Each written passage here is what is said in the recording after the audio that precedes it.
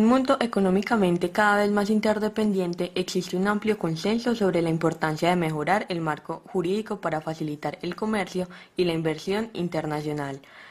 Para ello, la Comisión de las Naciones Unidas para el Derecho Mercantil Internacional, que de ahora en adelante llamaremos UNCITRAL, fue establecida por la Asamblea General de las Naciones Unidas en su resolución 2205, el 17 de diciembre de 1966. Cumple una función importante en el desarrollo de dicho marco en cumplimiento de su mandato de promover la armonización y modernizar progresivas del derecho del comercio internacional mediante la preparación y el fomento de la utilización y adopción de instrumentos legislativos y no legislativos en diversos temas clave del derecho mercantil. Asimismo, buscaba dotar a las Naciones Unidas de un órgano que le permitiese desempeñar una función más activa en la reducción o eliminación de los obstáculos jurídicos que entorpecían el comercio internacional. Al establecer la UNCITRAL, la Asamblea General reconoció que las controversias y divergencias que devieren de la aplicación de las leyes de diversos estados a asuntos relacionados con el comercio internacional constituían un obstáculo para el desarrollo del comercio mundial. La Asamblea General consideró por ello conveniente que se coordinase, sistematizase y acelerase sustancialmente el proceso de armonización y unificación de derecho mercantil internacional y que se procurase obtener a este fin una participación más generada de los Estados. De igual forma, podemos decir que en el sitio web de la UNCITRAL se puede consultar todos los temas en los 6 idiomas oficiales de las Naciones Unidas, los cuales son español, árabe, chino, francés, inglés y ruso. Sin embargo, el anuario de la Comisión de las Naciones Unidas para el Derecho Mercantil Internacional, el cual es una compilación de todos los documentos sustantivos publicados por la Secretaría y demás información, como lo son los informes de la Sexta Comisión de la Asamblea General, son solo publicados en los idiomas español, francés, inglés y ruso. La UNCITRAL tiene una diversa composición. En ella se encuentran Estados miembros de las Naciones Unidas, que representan diferentes tradiciones jurídicas y diversos niveles de desarrollo económico. El número de miembros inicial de la UNCITRAL ascendía a 29 estados. Sin embargo, en 1973, la Asamblea General de las Naciones Unidas lo amplió a 36 y en 2002 a 60. Dicha ampliación reflejó una mayor participación y contribución de los estados en comparación con la situación previa a la ampliación. Además, fomentó el interés en la expansión del programa del trabajo de la UNCITRAL. Esta ha sido estructurada para garantizar la representación de diversas regiones geográficas y de los principales sistemas económicos y jurídicos del mundo. Así, entre los 60 estados miembros que la conforman figuran 14 estados africanos, 14 asiáticos, 8 de Europa Oriental, 10 de América Latina del Caribe y 14 de Europa Occidental y otros estados. La Asamblea elige a los miembros por un periodo de 6 años. Cada 3 años expira el mandato de la mitad de los miembros. En general, las elecciones tienen un lugar al final del año en el que expira el mandato. De igual forma, como cualquier organización, la UNCITRAL tiene diferentes funciones, en la cual se encuentra que su principal función consiste en modernizar y armonizar las reglas del comercio internacional. Adicionalmente, da cumplimiento a su mandato mediante 8 funciones, las cuales son, en primer lugar, la coordinación de la labor de las organizaciones que realizan actividades en este campo y el estímulo de la colaboración entre ellas. Luego se encuentra el fomento de una participación más amplia en los convenios y las convenciones internacionales existentes y de una mayor aceptación de las leyes modelos y las leyes uniformes ya establecidas. En tercer lugar, está la preparación o el fomento de la aprobación de nuevos convenios y convenciones internacionales, leyes modelo y leyes uniformes, así como el fomento de la codificación y de una aceptación más amplia de las condiciones, disposiciones, costumbres y prácticas comerciales internacionales, colaborando en su caso con las organizaciones que actúen en esta esfera. En cuarto lugar está el fomento de métodos y procedimientos para asegurar la interpretación y aplicación uniformes de los convenios y las convenciones internacionales y de las leyes uniformes en el campo del derecho mercantil internacional. También se encuentra la reunión y difusión de la información sobre las legislaciones nacionales y sobre la evolución jurídica moderna, incluida la jurisprudencia en el ámbito del derecho mercantil internacional. Luego está el establecimiento y mantenimiento de una estrecha colaboración con la Conferencia de las Naciones Unidas sobre Comercio y Desarrollo. También se tiene el mantenimiento de un enlace con otros órganos de las Naciones Unidas y con los organismos especializados que se ocupan del comercio internacional. Y finalmente está la adopción de cualquier otra medida que pudiera considerar útil para desempeñar sus funciones. Algunos de los temas abordados por la Comisión son: primero, la compraventa internacional de mercaderías. En vista de la amplitud y complejidad de este tema, la Comisión decidió centrar su atención sobre determinados aspectos del mismo, entre los que cabe citar la prescripción en la compraventa internacional de mercaderías y las dos convenciones de La Haya de 1964, por las que se establecían normas jurídicas uniformes para la compraventa internacional de mercaderías, y la Convención relativa a una ley uniforme sobre la concertación de contratos de venta internacional de mercaderías. Posteriormente, con la Convención sobre la prescripción en materia de compraventa internacional de mercaderías en 1974 en Nueva York, y la Convención de las Naciones Unidas sobre los contratos de compraventa internacional de mercaderías en 1980 en Viena. La labor de la Comisión en la esfera de los contratos de compraventa internacional de mercaderías fue la culminación de un largo proceso de unificación en la esfera, cuyos orígenes se remontan a una decisión del Instituto Internacional para la Unificación del Derecho Privado, también conocida como UNIDROIT. En segundo lugar, tenemos los títulos valores internacionales. En el contexto de este tema, la Comisión decidió dedicar su atención al régimen jurídico de los títulos valores internacionales. La Comisión observó que había dos regímenes básicos para los títulos valores. Primero, el de las Convenciones de Ginebra de 1930 y 1931. Y segundo, el de la ley inglesa sobre la letra de cambio y la ley sobre títulos valores de los Estados Unidos de América. Se reconoció así que existían disparidades en la solución que se había dado a diversas cuestiones en cada uno de estos dos regímenes y que ni siquiera se había logrado unificar por completo el derecho en el interior de cada uno de estos regímenes. Fue así como la Comisión decidió que la labor de unificación del derecho en esta esfera debía centrarse en la búsqueda de una solución que redujese los problemas que podían derivarse de la coexistencia de estos dos regímenes distintos. La solución fue la formulación de normas uniformes que serían aplicables a un título o valor especial destinado a ser utilizado en las operaciones internacionales. El tercer tema abordado es el arbitraje comercial internacional y la conciliación. La Secretaría preparó, en consulta con expertos sobre el tema, un anteproyecto de reglamento que se presentó a la Comisión. La Comisión ultimó y aprobó en 1976 el reglamento de arbitraje de la UNCITRAL durante su 9º periodo de sesiones. Por último, tenemos el transporte internacional de mercancías.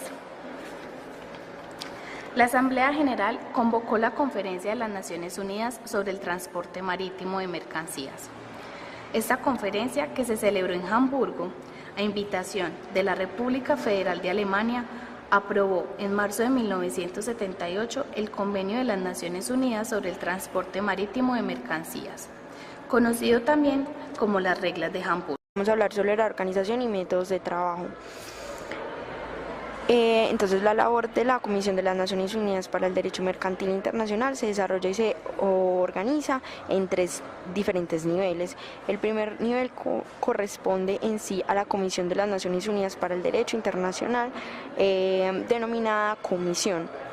El segundo nivel corresponde a los grupos intergubernamentales de trabajo y el tercer nivel está constituido por la Secretaría como tal. Entonces, como ya lo dije anteriormente, el primero es la Comisión.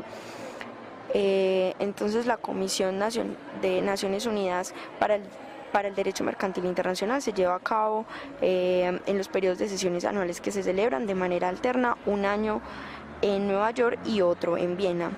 La labor que se desarrolla entre estos periodos de sesiones habitualmente consiste en la conclusión y adopción de proyectos de texto que los grupos de trabajo remiten a la comisión misma.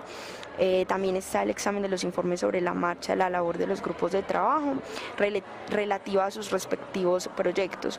También está la selección de los temas que los grupos podrían abordar en su labor futura o que podrían seguir siendo investigados, y la presentación de informes sobre las actividades de asistencia técnica. Esta comisión está compuesta por un presidente, 3 vicepresidentes y un relator. También la mesa de la comisión es elegida por los Estados miembros al comienzo de cada periodo de sesiones anual, y su mandato se extiende aproximadamente hasta el principio del siguiente periodo de sesiones anual. La mesa representa a cada una de las 5 regiones entre las que se seleccionan los miembros de la comisión, y además de los Estados miembros de la comisión se invita en calidad de observadores a los Estados miembros de las Naciones Unidas que no lo sean de la comisión.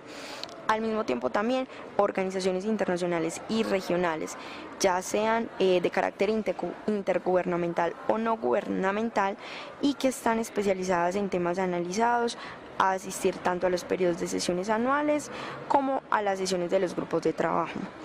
Las decisiones que son tomadas por esta comisión son adaptadas por los Estados miembros de la comisión. Las opiniones de los Estados que no son miembros y de las organizaciones que tienen un carácter meramente observador pueden ser útiles para los Estados miembros y podrán ser tenidos en cuenta al determinar su posición sobre alguna cuestión respecto de la que haya que tomar alguna decisión. La práctica tradicional de la comisión es adaptarlas a las decisiones que son tomadas por consenso. Finalmente, el último nivel es la Secretaría.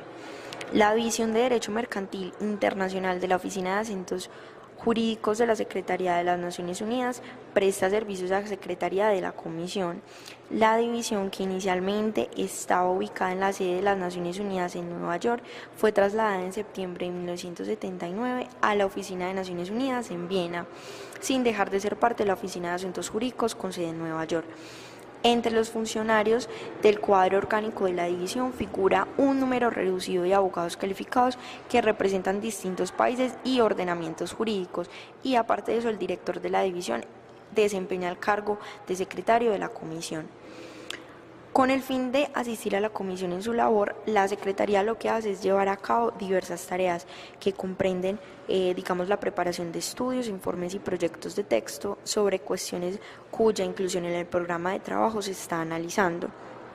La organización jurídica, la redacción y revisión de documentos de trabajo y textos legislativos sobre cuestiones que ya figuran en el programa de trabajo, al igual que la presentación de informes sobre los periodos de sesiones de la comisión y de los grupos de trabajo.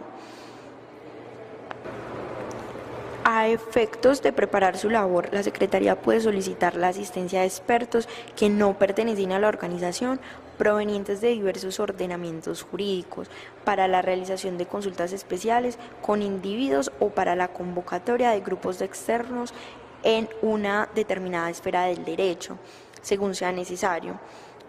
Por ejemplo, han formado parte de estos grupos académicos, abogados en ejercicio, jueces, banqueros, árbitros y miembros de diferentes organizaciones internacionales, al igual que regionales y profesionales. La labor de la comisión no concluye con la finalización y adopción de un texto, sino que, como se señaló precedentemente, comprende también la promoción del uso y adopción de estos textos legislativos y no legislativos. La Secretaría como tal es un órgano encargado de organizar dicha labor, que se analiza, mucho más adelante. La Secretaría también asiste a la Comisión en funciones de coordinación de la labor entre otras organizaciones, fomenta la labor de la Comisión en el marco más amplio del Programa de Naciones Unidas y fomenta además la interpretación uniforme de normas jurídicas a través del sistema de jurisprudencia. La Secretaría de cada grupo de trabajo se compone de funcionarios de la Secretaría de la Comisión. La Secretaría se encarga de preparar los documentos de trabajo para las sesiones de los grupos de trabajo, presenta también servicios administrativos al grupo de trabajo pertinente y también informes sobre sus periodos de sesiones. Estos informes se examinan y se adoptan finalmente al finalizar el periodo de sesiones de cada grupo de trabajo, tras lo cual se someten a la aprobación de la Comisión en su periodo de sesiones anual. En este punto vale la pena aclarar si la Comisión de las Naciones Unidas para el Derecho Mercantil Internacional forma parte de la Organización Mundial del Comercio. Para responder a esto vamos a hacer un análisis. La OMC es una organización intergubernamental independiente de las Naciones Unidas, mientras que la Comisión de las Naciones Unidas para el Derecho Mercantil Internacional es un órgano subsidiario de la Asamblea General de las Naciones Unidas. La Secretaría de la Comisión es la subdivisión del Derecho Mercantil Internacional de la Oficina de Asuntos Jurídicos de las Naciones Unidas. Por otra parte, la OMC trata de cuestiones de política comercial como la liberación del comercio, la eliminación de los obstáculos al comercio y las prácticas comerciales desleales y otras cuestiones afines, mientras que la Comisión, por su parte, se ocupa del derecho aplicable a las operaciones mercantiles internacionales entre particulares. Por consiguiente, no se ocupa de los problemas que se plantean y se resuelven entre los estados. Primero comenzaré con una pequeña introducción sobre la Convención de las Naciones Unidas sobre los contratos de compraventa internacional de mercancías realizado por la UNCITRAL.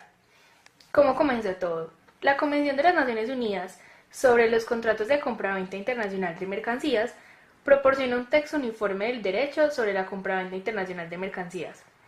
Esta fue preparada por la Comisión de las Naciones Unidas para el Derecho Mercantil Internacional, que de ahora en adelante llamaré UNCITRAL, y luego fue adoptada por una conferencia diplomática el 11 de abril de 1980.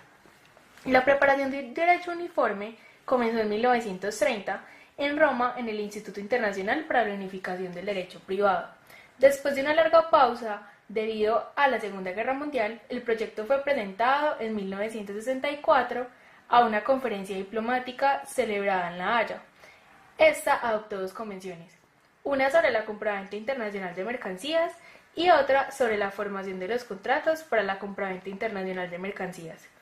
Casi inmediatamente después de adoptadas estas convenciones, fueron objeto de muchas críticas porque reflejaban principalmente las tradiciones jurídicas y las realidades económicas de la Europa continental occidental. Esta región había participado más activamente en su preparación. En consecuencia de esto, una de las principales tareas emprendidas por la UNCITRAL a raíz de su organización en 1968 fue preguntar a los estados si tenían o no intención de adherirse a esas convenciones y si las razones que justificaban su postura. A la luz de las respuestas recibidas, la UNCITRAL decidió estudiar ambas convenciones para determinar qué modificaciones podrían hacerlas susceptibles de una aceptación más amplia por parte de países con diferentes sistemas jurídicos, sociales y económicos. El resultado de este estudio fue la adopción de esta convención el 11 de abril de 1980 por una conferencia diplomática de la Convención de las Naciones Unidas sobre los contratos de compraventa internacional de mercaderías, donde se combina la materia de las dos convenciones precedentes. El éxito de la UNCITRAL al preparar una convención más ampliamente aceptable quedó demostrado por el hecho de que, entre los 11 estados originales para los que el 1 de enero de 1988 entró en vigor la convención, figuraban estados de todas las regiones geográficas, todas las etapas de desarrollo económico y todos los principales sistemas jurídicos, sociales y económicos. Estos 11 estados originales fueron Argentina, China, Egipto, los Estados Unidos, Francia, Hungría, Italia, Lesoto, Siria, Yugoslavia y Zambia. Al 1 de septiembre de 2010, 76 estados ya habían entrado a ser parte a la convención. Algunos de los artículos más importantes de la Convención de las Naciones Unidas sobre los contratos de compraventa internacional de mercaderías son: artículo primero. Los contratos de compraventa de mercaderías se aplicarán entre partes que tengan sus establecimientos en estados y se aplicará cuando los estados sean contratantes, es decir, estados que aceptan la convención, y cuando las normas de derecho internacional privado prevean la aplicación de la ley. Es importante destacar que no se tendrá en cuenta el hecho de que las partes tengan sus establecimientos en estados diferentes cuando ello no resulte del contrato, ni de los tratos entre ellas, ni de información revelada y tampoco se tendrá en cuenta la nacionalidad de las partes ni el carácter civil o comercial. Artículo 2. La convención no se aplicará a las compraventas de mercaderías compradas para uso personal, familiar o doméstico, o de mercaderías en subastas judiciales, de valores inmobiliarios, títulos o efectos de comercio y dinero, compraventas de buques, embarcaciones, aerodeslizadores y aeronaves o compraventas de electricidad. Artículo 3. Se considerarán compraventas los contratos de suministro de mercaderías que hayan de ser manufacturadas o producidas, a menos que la parte que las encargue asuma la obligación de proporcionar una parte sustancial de los materiales necesarios para esa manufactura o producción. Es importante saber que la Convención no se aplicará a los contratos en los que la parte principal de las obligaciones que proporcione las mercaderías consista en suministrar mano de obra o prestar otros servicios. Artículo 4. La Convención regula exclusivamente la formación del contrato de compraventa y los derechos y obligaciones del vendedor y del comprador, salvo disposición expresa en contrario de la Convención. Esta no concierne en particular a la validez del contrato ni a ninguna de las estipulaciones o a los efectos que el contrato pueda producir sobre la propiedad de las mercaderías vendidas. Artículo 5. El convenio no se aplicará la responsabilidad al vendedor por la muerte o las lesiones corporales que sean producidas por las mercaderías. El convenio rige exclusivamente sobre las mercancías, por tal motivo deja de lado cualquier agravio físico que éstas puedan producir. Para estos casos se aplicará el derecho interno. Artículo 6. Las partes podrán excluir la aplicación de la presente convención o establecer excepciones o cualquiera de sus disposiciones o modificar sus efectos. Para poder establecer las excepciones o modificarlo. Artículo 7. En la interpretación de la presente convención se tendrán en cuenta su carácter internacional y la necesidad de promover la uniformidad en su aplicación. También se tendrá en cuenta asegurar la observancia de la buena fe en el comercio internacional. Se determina también que la interpretación del convenio no se puede realizar bajo el derecho interno. De esta forma, se busca establecer antecedentes internacionales que permitan una uniformidad de la aplicación. En el segundo parágrafo de este artículo se establece el cómo subsanar los vacíos legales que tenga la Convención y establece una jerarquía jurídica para resolver las cuestiones. Esa jerarquía jurídica será como primero la Convención, como segundo los principios generales y como tercero el derecho internacional privado. Artículo 8. A los efectos de la presente convención, las declaraciones y otros actos de una parte deberán interpretarse conforme a su intención cuando la otra parte haya conocido o no haya podido ignorar cuál era esa intención. Si no, las declaraciones y otros actos de una parte deberán interpretarse conforme al sentido que les habría dado en igual situación una persona razonable de la misma condición que la otra parte.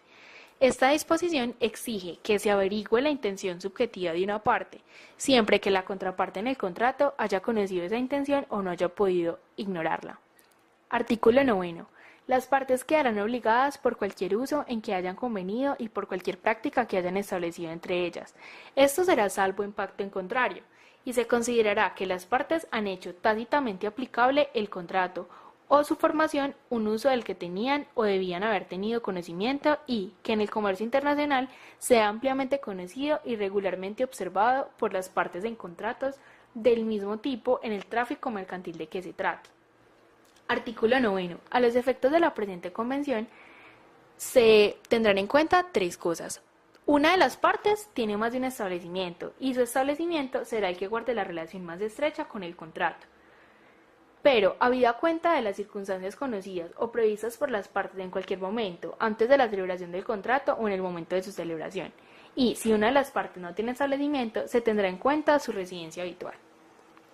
Artículo 11. El contrato de compraventa no tendrá que celebrarse ni comprobarse por escrito, ni estará sujeto a ningún otro requisito de forma. Podrá probarse por cualquier medio, incluso por testigos. Artículo 12. No se aplicará ninguna disposición del artículo 11 de la presente convención que permita que la celebración, la modificación o la extinción por mutuo acuerdo del contrato de compraventa o la oferta, la aceptación o cualquier otra manifestación de intención se hagan por procedimiento. Artículo 13. A los efectos de la presente convención, la expresión por escrito comprende el telegrama y el telex, también llamado fax. Artículo 14. Cuando se constituye una oferta de contrato, cuando la oferta sea dirigida a una o varias personas determinadas, se constituye oferta. Artículo 15.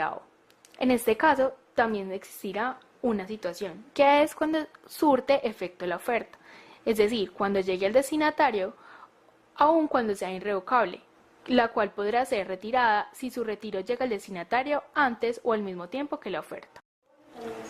Artículo 16. En este caso, podrán presentarse dos situaciones diferentes. La primera, cuando la oferta será revocada, es decir, hasta que se perfeccione el contrato si la revocación llega al destinatario antes de que éste sea enviado a la aceptación, o cuando la oferta no podrá ser revocada, si indica un plazo fijo de aceptación o que es irrevocable, o si el destinatario podía razonablemente considerar que la oferta era irrevocable y ha actuado basándose en esa oferta. Artículo 17. La oferta, aun cuando sea irrevocable, quedará extinguida cuando su rechazo llegue al oferente. Artículo 18. La aceptación de la oferta surtirá efecto en el momento en que la indicación de asentamiento llegue al oferente. Asimismo, la aceptación verbal de las ofertas debe ser inmediata, salvo que por las circunstancias resulte otra cosa. La aceptación puede hacerse por dos medios: declaración de asentimiento del destinatario o acto que indique asentimiento del destinatario. Es importante destacar que si las partes acuerdan que el destinatario puede indicar su asentimiento ejecutando un acto relativo sin comunicación al oferente, la aceptación tendrá efecto en el momento en que se ejecute dicho acto, siempre que tal ejecución tenga lugar dentro del plazo establecido. Artículo 19. Se considerará a los elementos adicionales o diferentes relativos al grado de responsabilidad de una parte con respecto a la otra o a la solución de las controversias que alteran de modo sustancial los elementos de la oferta. Artículo 20. Con respecto al plazo de aceptación fijado por el oferente, pueden presentarse varias situaciones. Cuando se realiza por medio de telegrama o carta, comenzará a correr desde el momento en que el telegrama sea entregado para su expedición o desde la fecha de la carta. De no haber especificaciones, se considerará la fecha que figure en el sobre. El segundo caso será por medio de teléfono, telex u otros medios de comunicación instantánea. En este caso, comenzará a correr desde el momento en que la oferta llegue al destinatario. Artículo 21. La aceptación tardía surtirá, sin embargo, efecto como aceptación si el oferente, sin demora, informa verbalmente de ello al destinatario o le envía una comunicación en tal sentido. Artículo 22. La aceptación podrá ser retirada si su retiro llega al oferente antes de que la aceptación haya surtido efecto o en ese preciso momento. Artículo 23. El contrato se perfeccionará en el momento de surtir efecto la aceptación de la oferta conforme a lo dispuesto en esta convención. Artículo 24. La oferta, la declaración de aceptación o cualquier otra manifestación de intención llega al destinatario cuando se le comunica verbalmente o se entrega por cualquier otro medio al destinatario. La Convención se divide en 4 partes. La primera parte trata del ámbito de aplicación y las disposiciones generales. Ámbito de aplicación. Los artículos sobre el ámbito de aplicación indican tanto lo que se incluye como lo que se excluye del ámbito de la Convención. Esta misma será aplicable a los contratos de compraventa de mercancías entre partes que tengan sus establecimientos en estados diferentes, cuando ellos sean estados contratantes o cuando las normas de derecho internacional privado prevean la aplicación de la ley de uno de los mismos estados.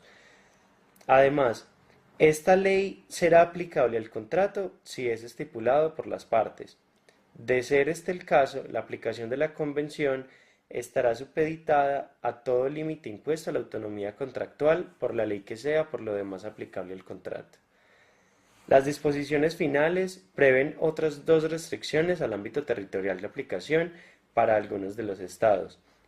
Una de ellas solo será aplicable cuando un estado sea parte en otro acuerdo internacional que contenga disposiciones relativas a las materias que se rigen por esta convención. La otra permite que los estados, cuyo derecho internacional de la compraventa sea idéntico o similar, declaren que la convención no será aplicable entre ellos.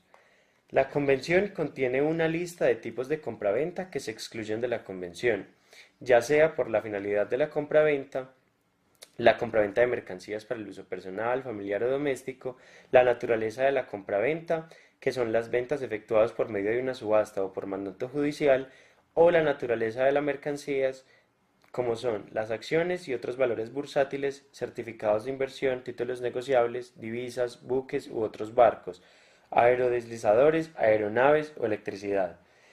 En muchos estados, estas se van a regir por normas especiales. Segundo, autonomía de las partes. El principio básico de la autonomía contractual en la compraventa internacional de mercancías estará reconocido por la disposición que permite que las partes excluyan la aplicación de la convención o modifiquen los efectos de cualquiera de sus disposiciones. Esta exclusión tendrá lugar, por ejemplo, cuando las partes declaren aplicable a su contrato la ley de un estado no contratante o el derecho sustantivo interno de un estado contratante. Tercero, interpretación de la convención.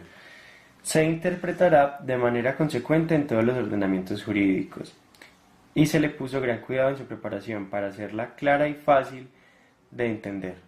No obstante, se plantearán controversias sobre su significado y aplicación. Dado el caso, se amonestará a todas las partes, inclusive los tribunales nacionales y los tribunales arbitrales, a tener en cuenta su carácter internacional y a promover la uniformidad en su aplicación y la observancia de la buena fe en el comercio internacional. En particular, cuando las cuestiones relativas a las materias que se rigen por esta convención no estén expresamente resueltas en ella, se dirimirán la conformidad con los principios generales en los que ésta se basa. Solo a falta de estos principios se decidirá de conformidad con la ley aplicable en virtud de las normas de derecho internacional privado. Cuarto, interpretación del contrato, prácticas y usos del comercio.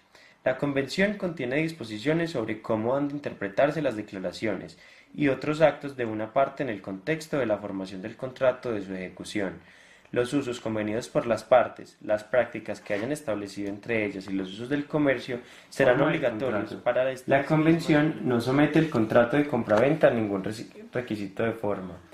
No obstante, el artículo 29 establece que si el contrato consta por escrito y contiene una estipulación que exija que toda modificación o extinción por mutuo acuerdo se haga por escrito, el contrato no podrá modificarse ni extinguirse por mutuo acuerdo de otra forma. La única excepción es que una parte pueda verse impedida por sus propios actos de alegar esa estipulación en la medida en que la otra parte se haya basado en tales actos. Segunda parte, formación del contrato. El contrato se celebrará cuando se haga efectiva la aceptación de la oferta.